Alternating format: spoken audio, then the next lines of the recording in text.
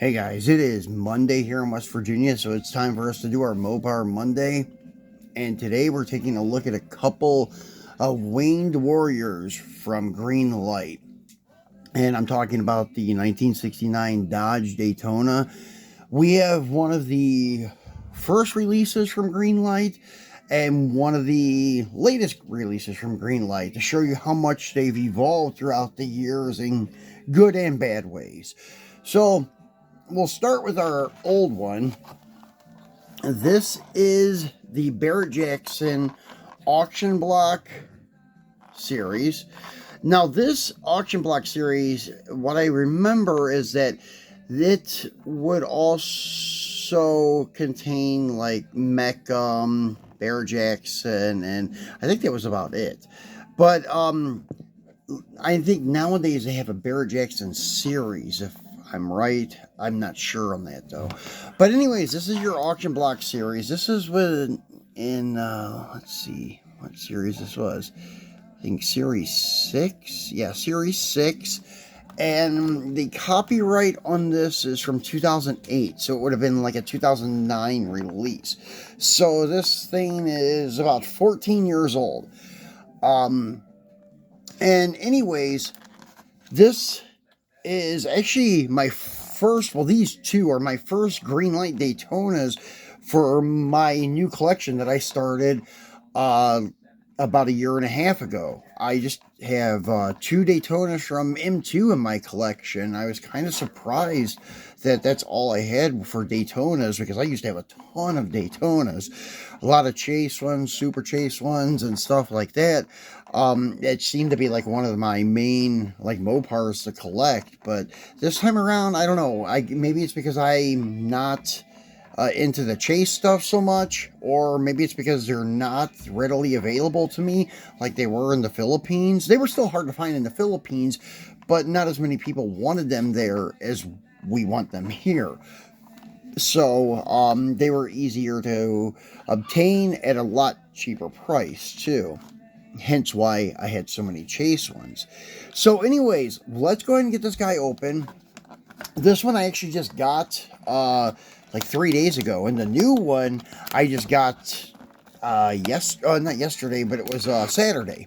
And anyways, this car is pretty cool. I like the gold paint.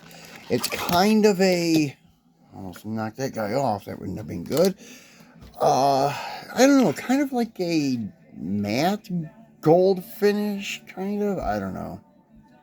And you can see there's a little bump on the roof. That's where they put those rivets in to hold the windows. They do that a lot on the drag strip demons from Hot Wheels, I noticed. The Dusters and Cudas have a little lump on the roof because they put those rivets on too hard. And you can see Greenlight did that too with this. And anyways, you can see the wheel diameter is a little bit bigger than what we see nowadays when they are using Magnum 500s. The Magnum 500 wheel itself has changed with Greenlight throughout the years.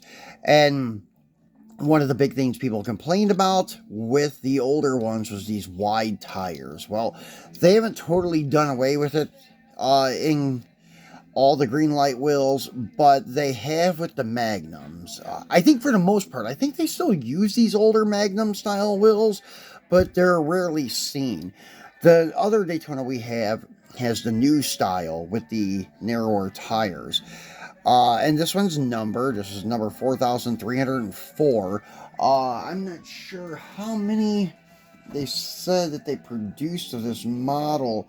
I don't think it says on the package anywhere I'm looking. But the Greenlight forum website used to have a page where you could go and see production numbers and stuff of the cars, I think. I don't know if that's still available to the public or not. But anyways, nice detail on the tail lights. And a nice detail overall with the body lines and such. One thing, like with Greenlight, that I've always had an issue with is the itty bitty tiny motors in these cars. They're way too small. They're like a 1/72nd scale engine. The inner fenders are way too wide. In my opinion, they should have just left the hood sealed on a lot of their models. And nowadays they are. If you notice, a lot of the newer castings, they don't even have opening hoods on some of them. And I think it's better if they're going to be cheap like that than have these little tiny engines. But I still like the Daytonas, still will buy them. Any of the Mopars actually from Greenlight are like that. Actually, any of the cars, I think, maybe not the GMs and Fords, but I know the Mopars have little itty bitty tiny motors. And anyways, very cool piece so to have in the Mopar display over there. So, moving along to a recent release. This was released, I think, in 2022, because the copyright on this one is 2021. And this is Barrett Jackson release. And as you can see on the bottom, it says Series... I cut it there. Series 8. So we know that they didn't just do 2 series of Barrett Jackson in 14 years. They have a Barrett Jackson series now. This is an auction block series. And I think they stopped that one, I don't know, maybe around 2012, 2013. I'm not sure the exact date. But anyways, now it's Barrett Jackson. And this car is riding on the newer Magnums. And as you can see, the diameter is a little bit smaller. And then the width is narrower. And you'll be able to see that more when we get the car out. And this is celebrating 50 years of Barrett Jackson. Barrett Jackson was established in 1971. And this release was in 2021. So maybe it was... maybe it's not like Hot Wheels. Maybe it was a late 21 release, so it could have been made in 2021. And I've already cut this open, like always, and such. And anyways, one thing people are complaining about was the width. As you can see, the tires are narrower now, more realistic, which it does look better in my opinion. And one thing I've noticed that they've brought back, because people started complaining about it, was production numbers being taken away on Greenlight cars. Well, as we see here, this one is numbered 2060. So, it is a thing that they're doing again, numbers. Maybe not on all the series, but on some of them. This green color I really like. It has a light metallic in it. Looks very good with the white tail stripe and the white wing. Nice detail on the tail lights and such, and opening hood, and they still never improved the engine size and such, and they probably never will, because they would have to recast this whole car and make the inner fenders narrower to get a bigger engine in it. But anyways, it's tolerable, as I mentioned.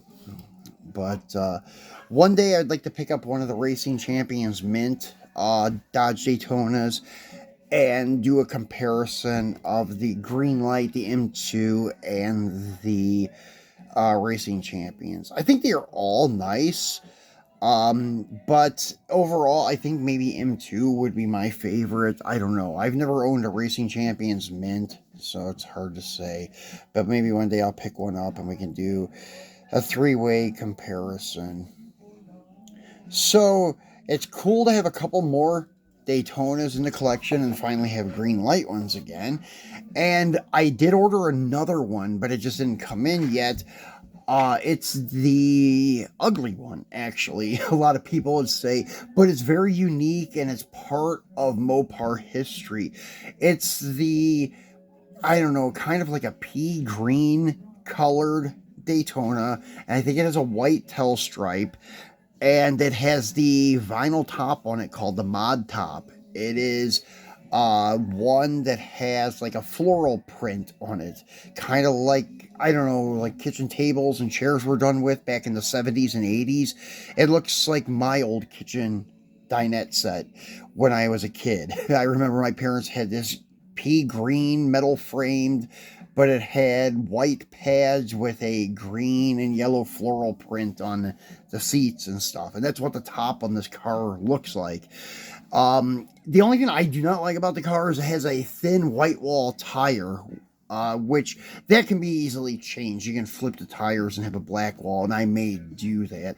Daytonas just don't look right with a thin white wall on them. Either white letters, red lines, or black walls, I think, are the only ones that should be on those cars. But that one should be in next week. I have another Ram Charger ordered. And that one we're going to wheel swap, and it's a Greenlight. Well, Greenlight's the only one with Ram Chargers, so it'll be a unique video to see it wheel swapped and things. And then I have some older 71 Dodge Chargers coming in from Greenlight. I have one already, but I'm debating on whether to get another one to unbox 2 of them for you guys. So those are videos we have coming in the future for our Mopar videos. We'll be back again tomorrow with a Truckin' Tuesday video. I'm going to be unboxing the premium Little Red Express from the 50th anniversary Hot Wheels set and doing a side-by-side comparison of it with the M2 Machines Little Red Express. So be sure to tune back in for that one, guys.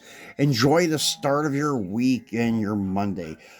Thanks for watching.